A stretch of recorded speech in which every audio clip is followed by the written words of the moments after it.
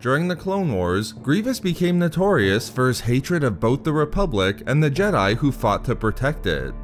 As the supreme commander of the Separatist Droid Army, Grievous wouldn't just leave millions of Republic clone troopers and citizens dead through the years of fighting, but he would become one of the greatest Jedi killers in galactic history, building a lightsaber collection that symbolized his proficiency as a duelist.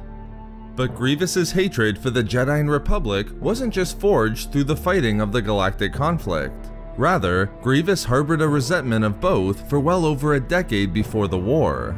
For the Separatist general, the Clone War was merely a way to enact his long-awaited revenge against the Jedi Order and the government they protected. In this video expose, I will explain why Grievous hated both the Jedi and Republic long before the outbreak of the Clone War. To understand where Grievous's resentment and desire for revenge started, it's necessary to look at his early life and the first war he participated in, known as the Huck War. Born on the planet of Kalee within Wildspace, the name of the future Separatist leader was Kaimeen Jai Shilal. Like all Kaleesh native to the planet, Kaimeen grew up in remarkably harsh conditions. This was a result of the famine and fighting caused by the conflict Kalee had with the Yamri of the planet Huck. With their superior technology, coupled with their greed and ruthlessness, the Yamri began colonizing the planets neighboring their homeworld, capturing the resources and wealth of the planets for themselves. Eventually, the Yamri would bring war to Kaimeen's planet of Kalee, where the Kaleesh were captured and sold into slavery by the millions. The future Separatist general was born while the Huck War was already ignited. With Kaimeen's anger already becoming troublesome, his father attempted to transfer this anger into learning to handle a slug thrower. Even at a young age, Kaimeen already showed he was a superior marksman and demonstrated impressive skill with the weapon.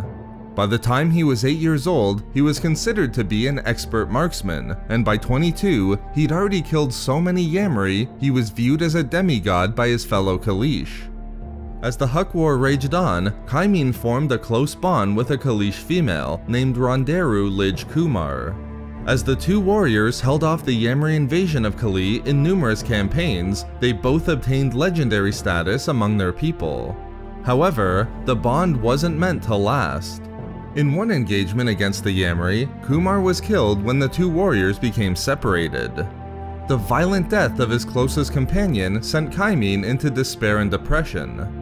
Recognizing that he would mourn the loss of Kumar for the rest of his life, the inconsolable Kaimeen adopted a more fitting name, Grievous. Grievous would ultimately rise to become one of the Huck War's greatest warlords. Gathering a group of elite and fierce Kaleesh warriors to his side, Grievous increased his violence and retribution against the Yamri. After pushing the Huck invaders from Kalee, Grievous and his fellow warriors didn't stop there, turning next to the colony worlds of the Yamri and decimating both military and civilian targets. But you might be asking, how did Grievous's experiences in fighting the Huck War against the Yamri result in his hatred for the Jedi and Republic? At this point, following Grievous's targeting the colony worlds of the Yamri and looking to push to their homeworld of Huck, the Yamri petitioned the Republic to intervene on their behalf, using the connections they had with the Trade Federation. Thus, the conflict which had been waged for generations now garnered the attention of the Republic and Galactic Senate. Bolstered by fabrications from the Yamri that the Kaleesh had been the aggressors in the conflict, the Senate eventually ruled against Grievous and his warriors and intervened on the side of the Yamri. To enforce this finding, the Republic sent a Jedi task force to end the war, denying Grievous his desired revenge and bringing an end to the only life and mission he'd ever known. But the intervention of the Jedi and Republic went deeper than that. In having viewed the Kaleesh as the aggressors, the Republic, as upheld by the Jedi, levied punitive sanctions and reparations against Kalee.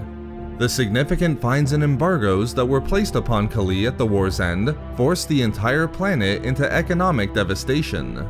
Hundreds of thousands of Kaleesh were placed in poverty and slowly starved as they suffered under the requirements of the Republic.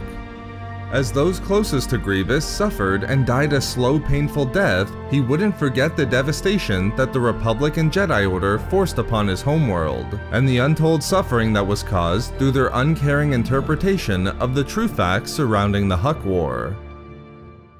So there we have it, how Grievous formed a strong hatred for the Jedi and Republic long before the start of the Clone War. We love making these videos, so why not subscribe for more fun Star Wars theories and discussions? Also, if you enjoyed the video, think about giving a like or leaving a comment. Or perhaps follow us on Twitter at SWReadingClub for updates regarding the channel. Or support the channel through Patreon for access to exclusive rewards and discussions. If not for me... For the memory of Kumar.